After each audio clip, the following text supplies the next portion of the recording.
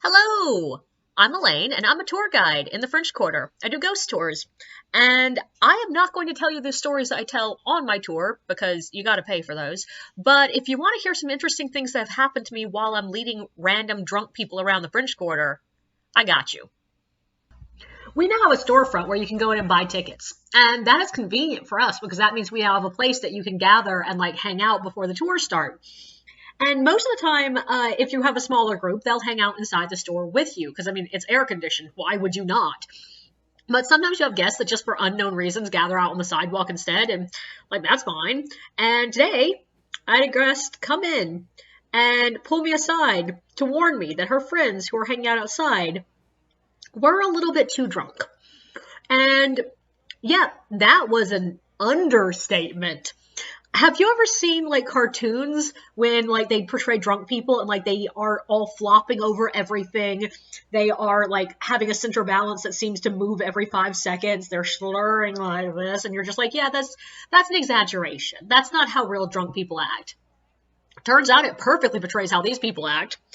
Before I even got out there, I heard this story secondhand from one of the other guests.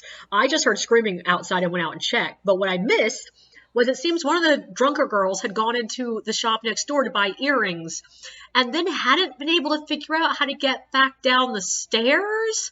And when she finally got to the bottom, she had tried to turn the wrong way, but her friend who had been helping her down the stairs pulled her back towards the direction she was supposed to be going. And they ended up just sitting on the sidewalk in the middle of the sidewalk with people walking by being excuse me. And they were just sitting there laughing. And I'm okay, yeah, that bodes well for the rest of the night. And so I tried to take them to the first stop, and I will admit I gave up getting them all the way to the first stop. I stopped about, I would say 40 yards before I usually stop, just because I could not imagine trying to take them any further. And it was a good decision because by the time we got there, they were fully laying on top of each other, supporting each other. One girl had her forehead on her husband's shoulder and her butt straight out so that she was like an L. And the problem was he also was not sober. So he kept moving and shifting. And every time he did, she would stumble 3 steps to the right or left and hit whoever was nearby. But the queen of our drunk guest tonight was the girl who I'm going to refer to as Pink Shirt. Pink Shirt just, she could barely remain upright. And she kept doing the swaying that in 2 seconds from now, she's going to be face forward in the sidewalk. And there was always either sober girl or her boyfriend there to catch her. And I'm just sort of guys, maybe this is a sign she shouldn't be on a walking tour. But the moment that was just the absolute amazing thing. She had a bottle of soda that sober girl had bought her in an attempt to sober her up, and she wanted to take a sip. But A, she couldn't figure out how to get into it, so sober girl had to go over and open it for her, which she opened it, and the girl immediately shook it as soon as it was open, which is a soda, and why? I don't even know why. But then she went to take a sip, and she missed. She jammed the nozzle of the soda onto her cheek, and still tilted the drink up as if to drink. And at that point, soda is, dripping down her cheek onto her shirt and onto the ground.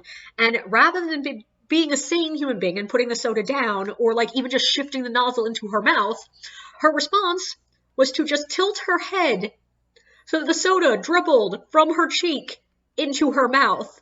And she's sitting there licking the soda out of the air like a cat. And me and all of my guests are trying to talk about the history of executions in Jackson Square while this girl is failing to drink a Diet Coke.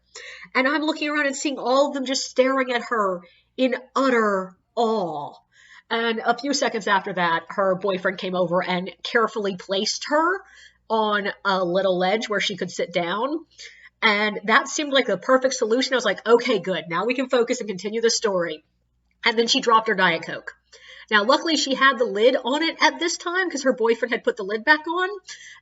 But unluckily, she did this right when another group was passing. And so the soda rolls in front of the other group.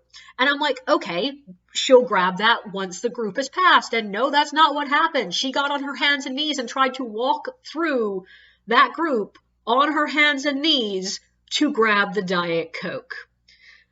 She did not stop until her drunk friend, who was supporting his drunk wife, leaned down to pick up the soda and sort of reached through the group to hand it to her. And then she opened the soda immediately, and it fizzed all over her. And I was just trying my best to tell the story, and I could not stop focusing on her. But luckily, it seems they could not figure out how to get her back on her feet to follow us to the next stop. All I saw the rest of them was sober girl came up to me to be like, I'm so sorry, I don't think we can continue. And I'm like, I don't think you can either. But they were a bit of a lark. It was fun. Don't forget to like and subscribe, and feel free to share your own experiences in the comments below.